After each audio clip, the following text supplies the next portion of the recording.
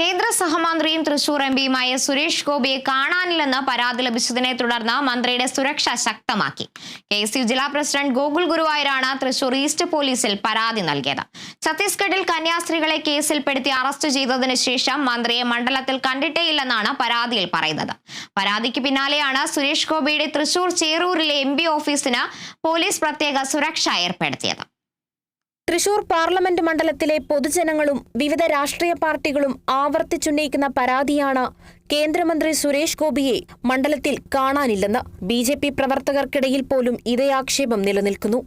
ഇതിനിടയിലാണ് KSU ജില്ലാ പ്രസിഡന്റും ഇക്കാര്യം ചൂണ്ടിക്കാട്ടി പോലീസിൽ പരാതി നൽകുന്നത്. ഛത്തീസ്ഗഡിൽ മലയാളി കന്യാസ്ത്രീകൾക്കെതിരെ കേസെടുത്ത് ജയിലിലടച്ച സംഭവത്തിനു ശേഷം മന്ത്രിയെ മണ്ഡലത്തിൽ കാണാനില്ലെന്നും തിരോധാനത്തിന് പിന്നിൽ ആരാണെന്ന് കണ്ടെത്തണമെന്നതുമാണ് KSU നേതാവിന്റെ പരാതിയിലെ ആവശ്യം. കന്യാസ്ത്രീകളെ വ്യാജ മനുഷ്യകടത്ത് ആരോപണം ഉന്നയിച്ച് അറസ്റ്റ് ചെയ്തതുമായി ബന്ധപ്പെട്ട വിഷയം. ഇതിനുശേഷം ഇദ്ദേഹത്തെ ഈ തൃശൂർ പാർലമെന്റ് മണ്ഡലത്തിലേക്ക് കാണാനില്ലാത്തൊരവസ്ഥയാണ്. MP എവിടെയാണെന്നുള്ളത് അറിയേണ്ട. അദ്ദേഹത്തിന് എന്തെങ്കിലും അത്യാഹിതം പറ്റിയിട്ടുണ്ടോ, എന്തെങ്കിലും ആപത്ത് പറ്റിയോ, അല്ലെങ്കിൽ അപകടം പറ്റിയിട്ടിരിക്കുകയാണോ എന്നുള്ളൊരു കാര്യം അറിയാൻ വേണ്ടിയിട്ടാണ് ഇത്തരത്തിലൊരു പോലീസ് പരാതിയുമായിട്ട് KSU ജില്ലാ കമ്മിറ്റി മുന്നോട്ട് പോകാൻ തീരുമാനിച്ചത്. തൃശൂർ ഈസ്റ്റ് പോലീസ് സ്റ്റേഷനിലേക്ക് ഇമെയിൽ മുഖേനയാണ് ഗോകുൽ പരാതി നൽകിയത്.